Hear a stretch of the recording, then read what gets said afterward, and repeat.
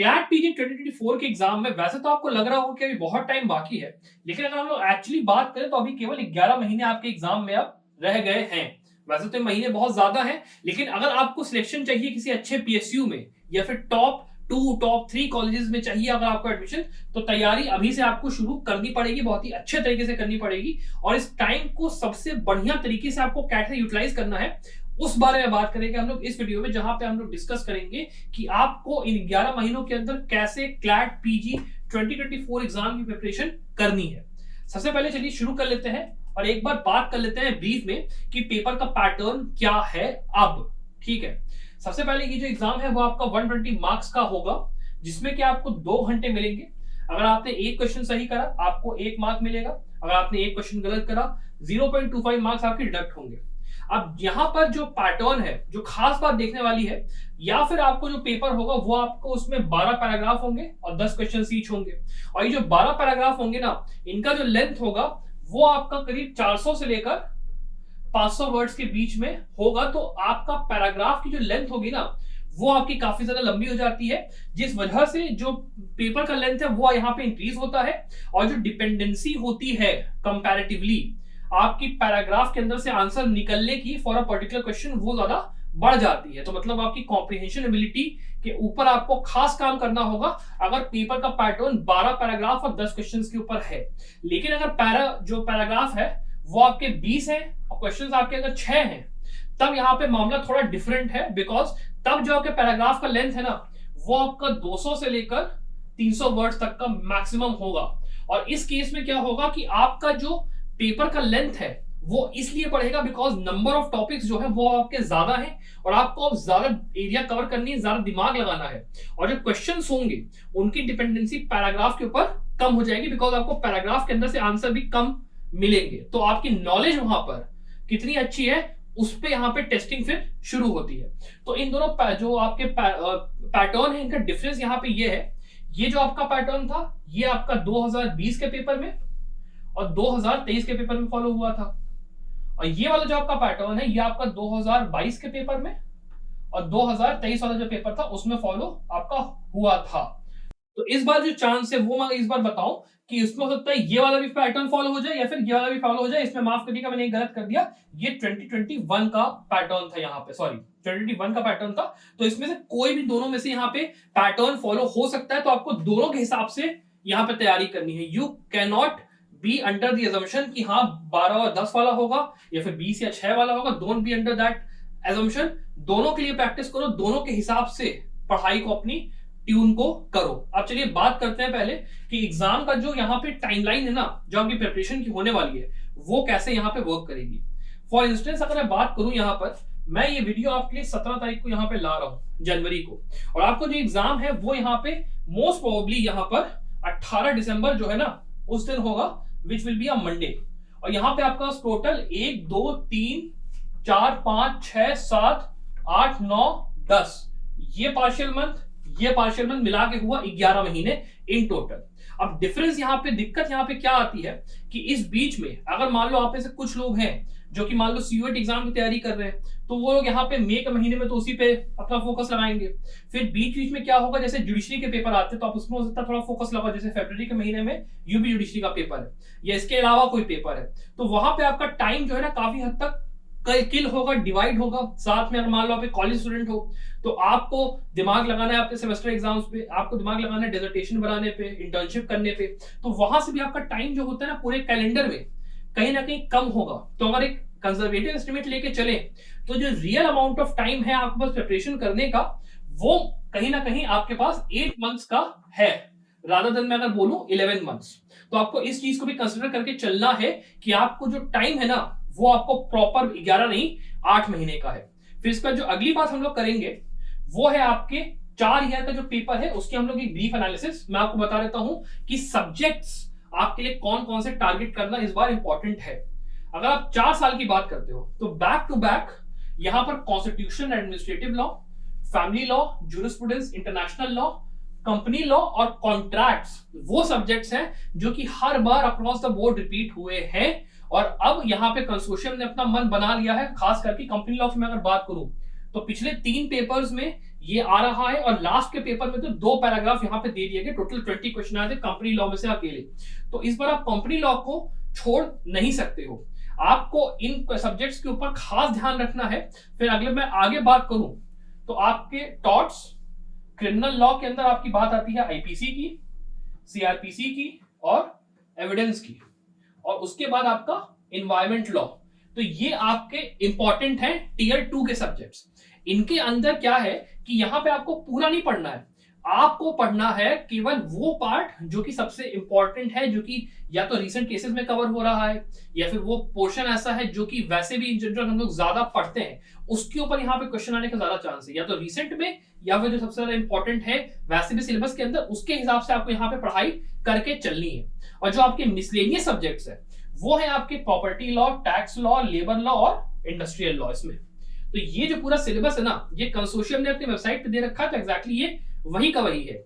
और यहाँ पे जो ये जितने नीश सब्जेक्ट्स है ना, तीसरे टीयर वाले, इनके ऊपर भी आपको खास ध्यान देने की जरूरत है कि आप इन नीश सब्जेक्ट्स को भी अच्छे से प्रिपेयर करो, अच्छे से इनकी तैयारी करो, बिकॉज जो कि आपको 11 महीने बचे हैं तो आपको उसको एक्सक्यूज नहीं होनी चाहिए। बिकॉज इन सब्जेक्ट्स के अंदर, जैसे मान लो मैं बात करता हूं आपके आईपीआर की, इंटेलेक्चुअल प्रॉपर्टी की, वो आपका आया, उसमें से पूरा एक पैराग्राफ चल के आ गया। तो आप क्या यहाँ पर जो नीश सब्जेक्ट्स हैं जिसमें कि आपका ये आएगा, जो कि मैंने अभी यहाँ पे इंक्लूड नहीं करा, मैं आगे आपको स्लाइड में बता दूंगा कौन कौन से सब्जेक्ट्स हैं, अगर आप नहीं पढ़ोगे तो कहीं ना कहीं आप गलती करोगे, बिकॉज आप जो टारगेट लेके चल रहे हो ना, वो आपका करीब 90 प्लस मार्क्स का होना चाहिए इस बार के हिसाब से। ठीक है, 90 के ऊपर टारगेट करोगे तब जाके 85 पे आओगे, तो आपका चांस बनता है पीएसयू की जॉब पाने का, या फिर टॉप 2 या टॉप 3 कॉलेज में आने का। दैट इज द फैक्ट जो कि आपको यहाँ पे समझ के रखना है। तो ये हो गया आपके सब्जेक्ट जिनको कि आपके ऊपर ध्यान रखना है। अब बात करते हैं यहाँ पर अगली कि हमें क्या तैयारी का स्टैंडर्ड रखना है, पैटर्न हमें फॉलो कौन सा करना है। आपको ये समझ के चलना पड़ेगा कि जो पिरामिड है ना, ये ऐसे काम करता है। जो आपके फाउंडेशनल सब्जेक्ट्स हैं वो आपकी नींव की तरह होते हैं, जिनको कि अगर आपने अच्छे से कॉन्कर करा, पढ़ा, तभी आप यहाँ पे जब केस लॉज को पढ़ने जाओगे और या फिर उसके बाद आप एमसीक्यूज और कॉम्प्रिहेंशन प्रैक्टिस करोगे, आपको फायदा होगा। Without conquering your foundational studies, studying these 2 parts is nearly fruitless. यहां पे कोई भी शॉर्टकट क्लैट पीजी में काम नहीं करता है। You have to focus upon your foundational studies. Only then will it be beneficial for you to study any recent case laws, पुराने case laws, या फिर MCQs, या फिर अगर आप बैठ के कॉम्प्रिहेंशन की प्रैक्टिस कर रहे हो, न्यूज़पेपर रीड कर रहे हो, आर्टिकल्स पढ़ रहे हो, ब्लॉग्स पढ़ रहे हो, तभी बेनिफिट करेगा जब आपको फाउंडेशनल सब्जेक्ट्स आते हैं। बिकॉज वो पढ़ने के लिए भी तो आपको ग्रास्पिंग पावर होनी चाहिए कि लिखा क्या हुआ है। अगर आप केवल पढ़ते ही रहोगे, 2 बार पढ़ा, 3 बार पढ़ा, तो उससे प्रैक्टिस करने का फायदा नहीं है। You need to work upon your foundational subjects, then comes the case laws, and then comes the MCQs and comprehension practice. इस बात को, इस पूरे के पूरे पिरामिड को अच्छे से समझिए, इसको आपको फॉलो करने की जरूरत है। अब इसके बाद चलिए हम लोग बात करते हैं कि यहाँ पे संभव लॉ कैसे आपकी हेल्प कर सकता है इस एग्जाम की प्रिपरेशन में। हम लोगों ने पिछले 3 साल में बहुत ज्यादा बढ़िया यहाँ पे परफॉर्मेंस दी है। जैसे कि आप देख सकते हो, हम लोग आपको जो हमारा कंप्लीट प्रिपरेशन कोर्स है उसके अंदर हम लोग आपको जितने भी आपका स्टडी मटेरियल है, चाहे आप बात करते हो सब्जेक्ट वाइज, चाहे आप बात करते हो in the form of case laws, video lecture format में, जो आपका ऑनलाइन फॉर्म हो गया उसमें हम लोग प्रोवाइड करेंगे। साथ में 70 मॉक पेपर्स इन टोटल हम लोग प्रोवाइड कर रहे हैं, जहां पे आपको हर मॉक पेपर के अंदर प्रॉपर एक एक आंसर का हम लोग यहाँ पे डिस्क्रिप्शन देंगे, सब कुछ करेंगे। साथ ही में इंपॉर्टेंट केसेस होंगे, अमेंडमेंट्स होंगे, या जितनी भी अपडेट्स आती रहेंगी, वो सारी की सारी हम लोग यहाँ पे आपके लिए कवर करके जाएंगे। तो अगर आप बात करो just for the price of 3999, यहाँ पे ये कोर्स आपके लिए बेस्ट ऑप्शन है। यहाँ पे बढ़िया सेल्फ स्टडी अगर आपको करनी है तो आपके लिए बेस्ट कोर्स रहेगा, बिकॉज हम लोग वीडियो लेक्चर फॉर्मेट में सब कुछ ही कवर करने वाले हैं, नियरली जितना हम लोग कोशिश कर पाएंगे करने की। साथ में केस लॉज भी हम लोग कवर करेंगे, जो भी आपके पुराने केस लॉज है, नए केस लॉज है, सब कुछ हम लोग आपको यहाँ पे कॉम्प्रिहेंसिव तरीके से देने वाले हैं। तो आपको अगर खुद से पढ़ाई करनी है, this is the best course that you can opt for. ठीक है, अब इसके मैं आगे बात करता हूं कि आपकी जो तैयारी होनी चाहिए एग्जैक्टली वो अगले 11 मंथ में कैसे वर्क करेगी। ठीक है, तो सबसे पहला स्टेप जो आपको करना है वो ये है कि आपको एनालाइज करना है अपनी प्रिपरेशन कि वो किधर की तरफ कितनी है, और उसके हिसाब से एक चार्ट फ्रेम करना है। अब चलिए मैं आपको थोड़ा सा प्रोस्पेक्टिव देता हूं इस पॉइंट के ऊपर। मान लो आप एक ऐसा स्टूडेंट हो जो कि कॉलेज में पढ़ रहा है, तो आपने अभी या तो अपने 5 ईयर एलएलबी के अंदर अपना कोर्स सिलेबस खत्म करा, हो सकता है आपने ना जुडिशरी की कोचिंग करी हो या फिर आपने पूरी पढ़ाई ना करी हो, तो आपके लिए कुछ सब्जेक्ट्स ऐसे होंगे थोड़े से कठिन होंगे, जैसे कॉन्स्टिट्यूशन हो गया, फैमिली हो गया, कॉन्ट्रैक्ट्स हो गए, ये आपको ज्यादा आते होंगे। लेकिन जो ऐसे सब्जेक्ट्स हैं जो कि मिसलेनियस है या फिर जिनको कि समझना कठिन होता है, जैसे कि सीआरपीसी हो गया, कंपनी लॉ हो गया, टैक्स लॉ हो गया, इनमें आपको ज्यादा टाइम देने की जरूरत है, बिकॉज आपको इनको पहले फ्रॉम स्क्रैच पढ़ना है, कॉन्सेप्ट को समझना है और उसके बाद एमसीक्यूज और केस लॉस पे जाना है। तो यहां पर आपको पहले इस चीज का एक चार्ट फ्रेम करना है कि भाई मेरी प्रिपरेशन कहां पे स्टैंड करती है, बिकॉज हर जो स्टूडेंट होता है उसका डिफरेंट होता है क्राइटेरिया कि मैं किसी सब्जेक्ट में अच्छा हूं, मैं किसी सब्जेक्ट में अच्छा हूं। तो पहले जाइए एक चार्ट अपना फ्रेम करिए और उसके हिसाब से अपने महीनों को, अपने टाइम को डिवाइड करना शुरू करिए। टीयर 1 सब्जेक्ट्स में जैसे कि मैंने आपको पहले बताया, constitution, family, jurisprudence, international law, company law और कॉन्ट्रैक्ट्स आता है। इनको आपको मैक्सिमम टाइम देना है। अपना चार्ट जब आप खोलिएगा तो उसके अंदर इन 6 सब्जेक्ट्स को आ जाइए, नोट कर लीजिए और नोट करने के बाद सबसे ज्यादा टाइम इन्हीं को दीजिए। खास करके कंपनी लॉ को तो आपको अच्छे से पढ़ना है। फिर आपका टीयर 2 में हुआ टॉर्ट्स, क्रिमिनल लॉ और एनवायरमेंटल लॉ। इनके अंदर भी आपका क्रिमिनल लॉ में जैसे आईपीसी, सीआरपीसी एविडेंस है, उनको आपको केवल उन टॉपिक्स पे ध्यान देना जो सबसे ज्यादा इंपॉर्टेंट है, रिसेंट में आए हुए हैं। एनवायरमेंटल लॉ के लिए भी सेम चीज अप्लाई करती है कि किसी भी एके जैन दुखी से प्रिपेयर करिए, बेस्ट रहेगा। और टॉर्ट्स के लिए भी आपके पास अगर आरके बांग्या हो, मोर देन इनफ आपका काम हो जाना चाहिए। फिर आते हैं टीयर 3 सब्जेक्ट्स। अभी जो टीयर 3 सब्जेक्ट्स है ना, इनकी संख्या बहुत ज्यादा है। इसके अंदर आपका TPA, property law, tax law, labour law, JJ act, PC act, arbitration हो गया, एनआई एक्ट हो गया, सेल्स ऑफ गुड्स एक्ट हो गया, सीपीए हो गया, इसके बाद आपका इंटेलेक्चुअल प्रॉपर्टी हो गया। इस तरीके की जितने सब्जेक्ट्स है ना, ये सारे आपको कवर करना है। इनको कवर करने का बेस्ट तरीका ये है कि आप इनकी पहले तो बात है बेरैक्ट्स पे फोकस करिए। जैसे टीपीए अगर है, बेरैक्ट पे जाइए, पहले उस पर फोकस करिए। उसके अंदर जो जो इंपॉर्टेंट आपके टारगेट पोर्शन है, जैसे सेल हो गया, इसके अंदर मैं बात करूं, सेल हो गया, लीज हो गया, मॉर्गेज हो गया, उसके अंदर जाइए और उसको डिटेल में पढ़िए। पूरी बेरैक को चाटने की जरूरत नहीं है। इंपॉर्टेंट चंक जो है ना, उसको आइडेंटिफाई करिए, उसको आप पढ़िए। फिर टैक्स लॉ के साथ भी सेम चीज हुआ, लेबर लॉ के साथ भी जितनी आपकी बेरैक्स है उसमें जाइए, ये फाइंड आउट करने की कोशिश करिए कि सबसे इंपॉर्टेंट वो पार्ट कौन सा है जिसपे कि सबसे ज्यादा क्वेश्चंस पूछे जाते हैं, उसको पढ़िए। पूरे को पढ़ने की आपको जरूरत नहीं है और बाकी थोड़ा सा केसेस पे ध्यान देना शुरू करिए। तो ये तरीका आपका रहेगा आपका एनालाइज करने का और पढ़ाई का कि कैसे आपको प्रिपेयर करना है। फिर मैं अगर स्टेप 2 की बात करूं, सबसे पहले जैसे मैंने कहा, बेरैक्ट को पकड़ो, बेरैक्ट को अपना दोस्त बनाओ। जितने भी आपके बेरैक्ट्स है ना, उनका आपको इंडेक्स तो कम से कम पोर्शन याद होना चाहिए। कौन कौन से इंपॉर्टेंट आर्टिकल्स कहां पे दिए हुए हैं, उसमें क्या क्या एक्सेप्शंस है, कहां कहां पे उनका एप्लीकेशन होता है, सारी चीजें आपको पता होनी चाहिए इन डिटेल, बिकॉज यहाँ पे क्लैट इस चीज को बहुत ज्यादा टेस्ट करता है। तो बेरैक के साथ अच्छे से दोस्ती बनाइए। दूसरी चीज, यहाँ पे कॉम्प्रिहेंसिव बुक्स का आपको यूज करना पड़ेगा अपने मेजर सब्जेक्ट्स को स्टडी करने के लिए। जैसे कि मैं बात करता हूँ ज्यूरिस्प्रूडेंस की, ज्यूरिस्प्रूडेंस के लिए एनवी परांजपे और आपका वीडी महाजन, यहां से पढ़िए, काफी है। कॉन्स्टिट्यूशनल लॉ के लिए जाइए तो हो पाए तो जैन पांडे तक एक बार अप्रोच अपना बैठा लीजिए, बिकॉज वहां पे जो आपका थ्योरेटिकल अंडरस्टैंडिंग है वो काफी अच्छे से और डीप में आपकी बनेगी, और साथ में जो थोड़े से पुराने लेगेसी केसेस है ना, वो आपको वहां पे बेटर मिलेंगे। फिर मैं बात करूं इंटरनेशनल लॉ की, तो इंटरनेशनल लॉ के अंदर कोशिश हो पाए तो थोड़ा सा मैल्कम शॉ जैसी बुक्स को उठाइए, उनको पढ़ना शुरू करिए, बिकॉज वहां से आपका रीडिंग एबिलिटी और वो काफी अच्छी डेवलप होगी। साथ में आपके जो कॉन्सेप्ट्स हैं वो आपके काफी खुलेंगे और क्लियर होंगे।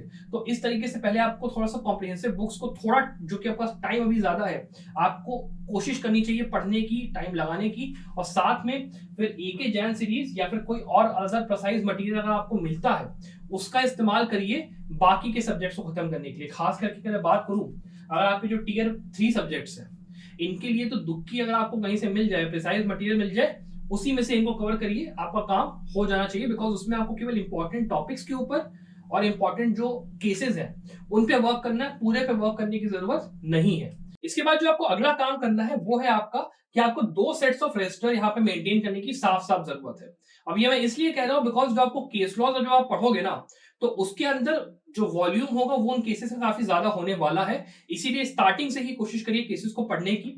पहले जाके केसेस के ऊपर नोट्स बनाइए कि किस केस में क्या हेल्ड हुआ था, रेशियो किस में क्या दिया गया, उसके अंदर हेल्डिंग क्या दिया गया था, इंपॉर्टेंट कॉन्सेप्ट कौन सा यहाँ पे यूज किया गया, कौन कौन से स्टेट्यूट यूज करे गए, क्या कोई डिसेप्टिव ओपिनियन था, कंकरिंग ओपिनियन था, सारी चीजें आपको यहाँ पे नोट करनी है। इसको मैं भी आगे आपको वीडियो बताऊंगा कि कैसे आपको पढ़ना है। और जो दूसरा रजिस्टर आपका होगा उसको आप यूज करिए सब्जेक्ट वाइज ये नोट करने के लिए कि कौन सा टॉपिक किस पर्टिकुलर केस से यहाँ पे कोरिलेट करता है। और उसका ना आप एक बार उसको जब बनाओगे तो आपके पास एक पूरा रोड मैप टाइप का एक डायग्राम आएगा जहां पे आपको दिखेगा कि एक पर्टिकुलर केस सीआरपीसी में भी मिल रहा है, आईपीसी में भी मिल रहा है, कॉन्स्टिट्यूशन में भी मिल रहा है। तो वहां से आपका जो वो होता है ना दायरा समझने का पढ़ने का, वो बहुत ज्यादा बेटर यहाँ पे हो जाएगा। तो दो से मैं अगर बात करूं तो आप उसके बाद जो अगली चीज करनी है वो है अपनी रीडिंग हैबिट के ऊपर आपको काम करना है। बिकॉज जो कॉम्प्रिहेंशन होता है ना वो आप तभी क्रैक कर पाओगे जब आपके पास अच्छी एबिलिटी होगी जल्दी क्वेश्चंस को पढ़ने की, उसके बाद ये देखने की कि उसके अंदर लिखा क्या है, फिर उसके बाद आपको उससे कोरिलेट करना है क्वेश्चन को और फिर उसके बाद आपको उसका आंसर मिलेगा। For that it is very important कि आप रीडिंग एबिलिटी पे काम करो और साथ में जो आपकी रीडिंग स्पीड होती है उसको बढ़ाओ। बिकॉज जैसे 2023 के पेपर की मैं अगर बात करूं तो यहाँ पे हुआ क्या है कि कई स्टूडेंट्स का पेपर छूटा बिकॉज वहां पर जो लेंथ ऑफ पैराग्राफ था वो 400 से लेकर 500 वर्ड्स का था और जो कि उन्होंने अपनी रीडिंग एबिलिटी पे तक काम नहीं करा था, इस वजह से उनके काफी आंसर्स और क्वेश्चंस छूटे। या फिर मान लो अगर वो पैनिक में बहुत ज्यादा थे तो उन्होंने गलत आंसर पे यहाँ पे टिक कर दिया बिकॉज उनके पास एम्पल अमाउंट ऑफ टाइम नहीं था उसको थिंक थ्रू करने का कि करेक्ट आंसर यहाँ पे क्या हो सकता है अगर मैं तुक्का मारने बैठा हूं तब। तो रीडिंग एबिलिटी पे काम करना बहुत ज्यादा जरूरी है और उसके बाद अटेम्प्ट करना शुरू करिए subject specific mock papers, sorry MCQs. क्योंकि जो आपके सब्जेक्ट स्पेसिफिक एमसीक्यूज होते हैं ना वो आपको एक मौका देते हैं अपनी नॉलेज को अप्लाई करने का। केवल पढ़ लेने से नॉलेज को आपको बेनिफिट नहीं होगा, आपको जाना है और ये देखना है कि जैसे मान लो एक एमसीक्यू है जिसमें कि 4 ऑप्शंस दिए हैं, कौन सा ऑप्शन इसमें सही है या फिर मेरा कितनी बार सही हो रहा है, उसी से तो पता चलेगा ना कि मैंने जो याद करा है उसको मैं सही से अप्लाई कर पा रहा हूं या फिर नहीं। बिकॉज 90% ऑफ द स्टूडेंट्स जो अच्छे से सक्सीड नहीं कर पाते हैं क्लैट में वो यही गलती करते हैं कि वो लोग कभी भी प्रैक्टिस पे ध्यान नहीं देते, वो केवल पढ़ाई पे ध्यान देते हैं। लेकिन अगर आप एमसीक्यूज प्रैक्टिस करोगे, मॉक पेपर्स प्रैक्टिस करोगे तभी तो यार आपकी जो नॉलेज है आप उसको टेस्ट आउट कर पाओगे कि हाँ यार मैंने जो पढ़ा उसका एप्लीकेशन जो है वो इस तरीके से हो रहा है, मुझे इतना मैं कर पा रहा हूँ, इतना मैं नहीं कर पा रहा हूँ, इतनी मेरी एक्यूरेसी है, इतना मुझे आता है, इतना मुझे दोबारा पढ़ना है, यहाँ यहाँ मैंने गलतियां की हैं। ये सारी के सारे जो डेटा पॉइंट्स होते हैं ना वो बहुत ज्यादा जरूरी होता है बिकॉज जो कॉम्पिटिशन है यहाँ पर वो हर साल इंक्रीज हो रहा है। जो पीएसयू की जॉब्स यहाँ पे 2019 में आती थी उसके लिए क्लैट पीजी के अंदर मैं अगर बात करूं तो नंबर ऑफ स्टूडेंट्स यहाँ पे धीरे धीरे बढ़ ही रहे हैं। पहले 7,000 हुआ करते थे, अब 10,000 होते हैं, 9,000 होते हैं। तो आपको ये देख के चलना है कि भाई जो नौकरियां हैं जो कि उसके लिए कॉम्पिटिशन बढ़ रहा है, जो एलएलएम है उसके लिए एडमिशन बढ़ रहा है, तो वहां पे प्रिपरेशन का जो स्टैंडर्ड है वो भी कहीं ना कहीं इंक्रीज हो रहा है। तो हर स्टूडेंट यहाँ पे उस डेटा पॉइंट को लेके चलता है कि मैं कितना यहाँ पे अच्छा हूं मॉक पेपर लगाने में, कितनी एक्यूरेसी है क्या है। तो उसके लिए बेस्ट तरीका यही है कि आपको एक फुल लेंथ मॉक पेपर की सीरीज में जाना है और कोशिश करिए एनरोल होने की और रेगुलरली उसको प्रैक्टिस करने की ताकि आपको पता रहे कि मैं गलतियां कहाँ पे कर रहा हूं। मैं अगर आपको रिकमेंडेशन दूं तो आप संभव लॉ में हमारे साथ ज्वाइन कर सकते हैं। हम लोग आपको जो हमारा फुल प्रिपरेशन कोर्स है उसमें हम लोग आपको 70 मॉक पेपर्स देंगे जिसमें कि हम लोग आपको पूरी कवरेज दे रहे हैं। चारों साल का जो पैटर्न है, चाहे आप बात करते हो 12 से और आपका जो 6 वाला आपका पैटर्न होता है 12 पैराग्राफ और 6 क्वेश्चन, चाहे आप बात करते हो 20 पैराग्राफ और 6 क्वेश्चन, और फिर आप मान करते हो 12 पैराग्राफ और 10 क्वेश्चन वाले यहाँ पे फॉर्मेट की, हम लोग आपको दोनों के ही मॉक पेपर्स देंगे, साथ में सब्जेक्ट वाइज मॉक पेपर्स भी देंगे। तो आपको पूरी कवरेज यहाँ पे हम लोग आपको यहाँ प्रोवाइड करने की कोशिश कर रहे हैं, वो भी बहुत ही ज्यादा अफोर्डेबल प्राइस में। तो अगर आपको एनरोल करना है खास करके सेल्फ स्टडी के थ्रू अगर आपको निकालना है या फिर वैसे भी मान लो आपने किसी कोचिंग में एनरोल करा तो आप संभव लॉ का ट्रैक रिकॉर्ड देख सकते हो। आपको मैं फिर भी रेकमेंड करूंगा कि वहां पे एनरोल करने के बाद भी आप कम से कम मॉक पेपर सीरीज के लिए जरूर संभव लॉ में ज्वाइन करिए और हमारे मॉक पेपर्स को जरूर आप लगाइए बिकॉज उससे बेनिफिट आपको बहुत होगा।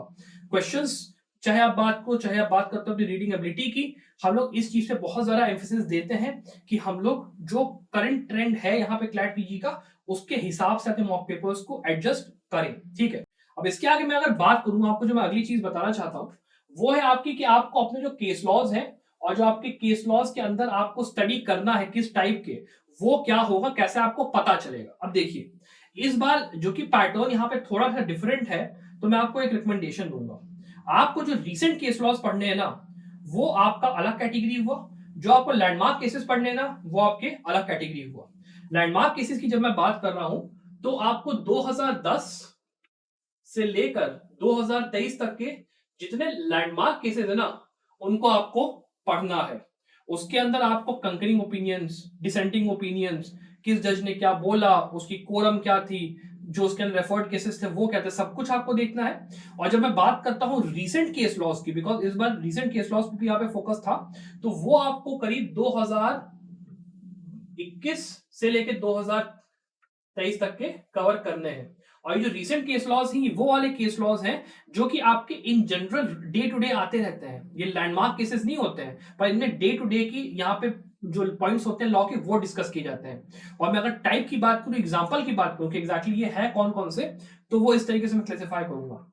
जैसे कॉन्स्टिट्यूशनल बेंच के जो आपके डिसीजंस होते हैं ना, वो आपके इस वाले पोर्शन के अंदर आएंगे, लैंडमार्क केस के। इसके अंदर आपका जैसे मान लो बेघर फाउंडेशन वर्सेस केएस पुट्टास्वामी का केस था, जयश्री लक्ष्मण राव पाटिल का केस था, जैसे मान लो एग्जाम के अंदर कृष्ण कुमार सिंह का केस आया, ललिता कुमारी का केस आया, उस टाइप के जो केसेस है ना, वो सारे आपके कॉन्स्टिट्यूशनल बेंच डिसीजन या फिर आप कह लो लैंडमार्क डिसीजन है आपके, उनको आपको अच्छे से पढ़ के जाना है। That is one thing.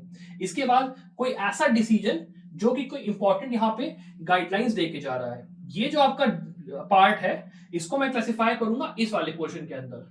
ठीक है, ये आपके रीसेंट केस लॉज वाले जो आपके मेजर केसेस है ना, उनमें आप जाइए, इस टाइप के केसेस को फॉलो करिए जिसमें की गाइडलाइंस आती है। जैसे कि इन री एक्सपेडिशियस ट्रायल हो गया, जिसमें एनआई एक्ट के ऊपर आया था। फिर आपका दूसरा केस हो गया रजनीश वर्सेस नेहा का, जिसमें कि मेंटेनेंस के ऊपर काफी अच्छी यहाँ पे इन्होंने जजमेंट दिया था सुप्रीम कोर्ट ने। इस टाइप के जो केसेस है ना, ये आपको फॉलो करने की जरूरत है, वो भी रिसेंट के अंदर फॉलो करिए। लैंडमार्क में जाके यहाँ पे इतना ध्यान देने की जरूरत आपको उतना नहीं पड़ेगी, बट अगर लैंडमार्क केस है, कई जगह पे कवर किया है, किताबों में मेंशन्ड है, तो आप समझ लो कि वो इंपॉर्टेंट आपके लिए है।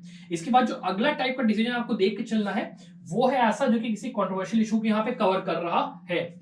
इसको भी मैं कहूंगा कि ये यहाँ पे आपका इसी के अंदर आता है, रिसेंट वाले पार्ट के अंदर। इसके अंदर जैसे कि Anish Degan versus union of India, Arnab Manoranjan Goswami versus state of Maharashtra, इस टाइप के जो केसेस है ना, जहां पे किसी पर्टिकुलर चीज की वजह से कोई पर्टिकुलर एक्शन लिया गया, जैसे मोहम्मद जुबैर वाला केस था, उस टाइप के केसेस जो कि मीडिया में बहुत ज्यादा हाईलाइटेड है, उनको आपको देख के चलना है, क्योंकि कभी कभी क्लैट उनके ऊपर टच कर लेता है। इसके बाद मैं बात करूं, जो अगला टाइप का डिसीजन आपको देख के चलना है, वो है आपके इंपॉर्टेंट सब्जेक्ट से जुड़े हुए कोई डिसीजन। जैसे कि मान लीजिए आप बात करते हो के नजीब की, Lakshmi Chandragi versus state of Karnataka की, इस टाइप के जो डिसीजन है ना, इनको भी आपको देख के चलना है। और इनको भी मैं अगर बात करूं, तो मैं इनको दोनों में ही कैटेगराइज करूंगा, चाहे आप बात करते हो लैंडमार्क केसेस की, चाहे आप बात करते हो रिसेंट केसेस की। दोनों के अंदर ही आपको इस टाइप के केसेस देख के चल रहे हैं, जो कि किसी सब्जेक्ट के अंदर किसी इंपॉर्टेंट पॉइंट पे कोई बढ़िया डिसीजन देके जा रहे हैं। इसके बाद जो लास्ट टाइप का आपको देखना है कि यहाँ पे केस, वो है आपका ऐसा डिसीजन जो कि कॉन्स्टिट्यूशनल वैलिडिटी को यहाँ पे चेक कर रहा है किसी पर्टिकुलर स्टेट्यूट की। जैसे Manish Kumar versus union of India, Jarnail Singh versus Lakshmi Narayan Gupta, ये आपके जो जजमेंट्स है ना, ये आपके कोई कॉन्स्टिट्यूशन अमेंडमेंट हुआ, उसके अंदर कोई बात बोली गई, उसको उठा के चैलेंज करा गया, उस टाइप के जो जजमेंट्स है ना, या फिर जिन जजमेंट्स के ऊपर अभी हम लोगों ने रिसेंट वीडियोस बनाई हैं, जो कि आपको अभी यूट्यूब में हमारा पूरा प्लेलिस्ट मिलेगा, उस टाइप के जजमेंट्स को जरूर से देख के जाइए। और ये आपके जो जजमेंट्स है ना, ये आपका रिसेंट में और लैंडमार्क में दोनों के अंदर आपके कवर होते हैं, तो आपको इनको देख के बहुत अच्छे से जाना है। अब इसके बाद मैं बात करूं कि आपको किसी केस लॉ के अंदर पढ़ना क्या है, तो खास करके लैंडमार्क केसेस की अगर मैं बात करूं, तो सबसे पहले आपको नोट करना है उस केस का नाम, कि वो नाम क्या था भाई केस का। इसके बाद कोरम ऑफ जजेस, जिसमें कि कंकरिंग ओपिनियन क्या थी और डिसेंटिंग ओपिनियन किस बंदे ने दी थी, वो आपको देख के चलना है। जैसे मैं अगर यहाँ पे एग्जांपल लूं, तो यहाँ पे जो मैंने केस कवर करा है, वो है नवतेज सिंह जौहर का। तो यहाँ पर जस्टिस मिश्रा ने यहाँ पर जस्टिस खानविलकर अपने बिहाफ पे जजमेंट दिया, फिर जस्टिस नरीमन ने यहाँ पे अपना एक ओपिनियन दिया, जस्टिस चंद्रचूड़ ने एक ओपिनियन दिया, जस्टिस मल्होत्रा ने एक ओपिनियन दिया। तो यहाँ पे मल्टीपल ओपिनियंस थे, और इसके अंदर भी कंकरिंग होगा, कभी डिसेंटिंग होगा। जैसे सबरीमाला वाला अगर आपको केस याद होगा, तो वहां पे एक डिसेंटिंग ओपिनियन था और बाकी अगर कंकरिंग ओपिनियन थे। केस पुट्टास्वामी केस में आपको याद होगा, तो जस्टिस जीवाई चंद्रचूड़ ने अपना डिसेंटिंग ओपिनियन दिया था, बाकी ने कंकरिंग ओपिनियन दिया। तो वो आपको याद करके चल रहा है कि किसने क्या बात यहाँ पे बोली है। दूसरी चीज, इंपॉर्टेंट जजमेंट्स जो कि इन केसेस के अंदर रेफर हो रहे हैं लैंडमार्क में खास करके, जिसमें कि ओवररूल जजमेंट जैसे कि नास फाउंडेशन का हो गया, सुरेश कौशल का केस हो गया, इसको ओवररूल किया था, तो यहाँ पे आपको पता होना चाहिए कि ये केस कौन सा था। इसके बाद आप बात करते हो लैंडमार्क या फिर कॉन्स्टिट्यूशनल बेंच के डिसीजंस की, जिनको कि इस केस के अंदर रेफर करा गया एज अ पॉइंट कि ये जो पर्टिकुलर केस है इसमें ये चीज हेल्ड करी गई थी, इसलिए यहाँ पर इस पॉइंट को उठा के हम डाल रहे हैं। जैसे कि पुट्टा स्वामी हो गया, नालसा का जजमेंट हो गया, ये यहाँ पे रेफर किए गए थे नवतेज सिंह जौहर के केस में, तो ये आपको पता होना चाहिए किसी भी लैंडमार्क केस के अंदर। अगर मैं बात कर रहा हूँ किसी रीसेंट केस के पॉइंट ऑफ व्यू से, तो रीसेंट केस के पॉइंट ऑफ व्यू से केवल आप केस का नाम याद रखिए, कोरम को याद करने की जरूरत नहीं है, बिकॉज उतना कोई याद नहीं रख पाता।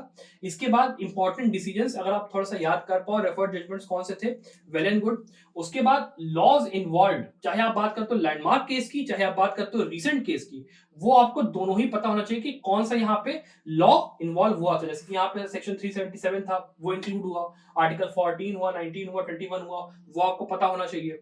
फिर उसके अंदर भी 377 के अंदर भी क्या लिखा हुआ था यहाँ पर, वो आपको बेयर एक्ट पता होनी चाहिए कि कितनी पनिशमेंट थी, किस तरीके से यहाँ पे वो वर्क करेगा, क्या क्या यहाँ पे उसके एसेंशियल कंडीशन से इंपॉर्टेंट फैक्टर, सब कुछ आपको पता होना चाहिए किसी भी केस के लिए, चाहे वो लैंडमार्क हो चाहे वो रिसेंट हो। फिर आपके प्रिंसिपल्स और डॉक्ट्रिन जो कि यहाँ पे इस्तेमाल किए गए, अगर रीसेंट केस है, रीसेंट केस के अंदर अगर वो डॉक्ट्रिन यहाँ पर मेजोरिटी फोकस में थी कि आपको पहली बार प्राइमा फेसाई दिख रहा है कि हाँ ये डॉक्ट्रिन यूज करी गई है, तो उसको पढ़ लो, वरना उतना ध्यान देने की जरूरत नहीं है। और लैंडमार्क केसेस के अंदर तो आपको पता ही होना चाहिए, जैसे मान लो यहाँ पे ट्रांसफॉर्मेटिव कॉन्स्टिट्यूशनलिज्म बोला गया जस्टिस चूड़ के द्वारा, पेज नंबर 145 के ऊपर जजमेंट के अंदर। फिर कॉन्स्टिट्यूशनल मोरालिटी हो गया, जो लिटमस टेस्ट होता है सेक्शन 377 का, वो हो गया। मेनका गांधी के ऊपर एक काफी इंपॉर्टेंट बात बोली गई थी, वो हो गया। इस तरीके की बातें आपको देख के चलनी है। और लास्टली जो सबसे इंपॉर्टेंट चीज यहाँ पे लैंडमार्क केसेस के पॉइंट ऑफ व्यू से है, वो है उनका ज्यूरिस्प्रूडेंशियल एस्पेक्ट ईच केस का। जैसे कि मान लो यहाँ पे बेंथम की यूटिलिटेरियन थ्योरी का यूज किया गया जजमेंट के अंदर, फिर यहाँ पे स्टुअर्ट जो थे आपके जॉन मिल, उनकी यहाँ पे हार्म प्रिंसिपल का और फेल्टन कमेटी रिपोर्ट का यहाँ पे अगर मेंशन हुआ, तो आपको पता होना चाहिए ज्यूरिस्प्रूडेंस के अंदर कि इन सब का मतलब क्या है और केस के अंदर यहाँ पर कैसे यूटिलाइज करा गया इन सारी चीजों को। अगर आप इतना कर लेते हो तो बिलीव मी, ऐसा कोई चांस नहीं है कि आपका एग्जाम में यहाँ पे बढ़िया से प्रिपरेशन और सिलेक्शन ना हो पाए। तो अगर आपको ये वीडियो पसंद आए तो प्लीज इस वीडियो को लाइक करिए, शेयर करिए। जो भी आपके फ्रेंड्स हैं जो कि क्लैट पीजी एग्जाम की तैयारी कर रहे हैं, उनको तो जरूर से बताइए कि हाँ भाई यहाँ पे संभव सर हैं जो कि आपको यहाँ पे रोज पढ़ा रहे हैं। मैं कोशिश करता हूँ कि मैं रोज नहीं तो फिर हर 2 दिन पे एक वीडियो जरूर से जरूर लाऊं। और साथ ही में आपका जो पूरा का पूरा सिलेबस है यहाँ पे क्लैट पीजी का, या फिर आप बात करते हो बाकी किसी भी एग्जाम के पॉइंट ऑफ व्यू से, वो हम लोग यहाँ पे संभव लॉ पे आप कोशिश करने वाले हैं कवर करने की in a very very fast manner. तो उसके लिए भी आप हमें ज्वाइन कर सकते हो। आपको वहाँ पे जो प्लेलिस्ट है, जैसे कॉन्स्टिट्यूशनल हमने बनाना शुरू करा है, उसकी प्लेलिस्ट आपको यहाँ पे नीचे डिस्क्रिप्शन में मिल जाएगी, वहां पे जाइए। अगर आपको हमारे कोर्स में एनरोल करना है तो जरूर से आइए, you are most welcome, enrol करिए, ज्वाइन करिए और अपनी सेल्फ प्रिपरेशन जर्नी को एक बूस्ट बढ़िया से दीजिए। Thank you very much for watching this video, bye.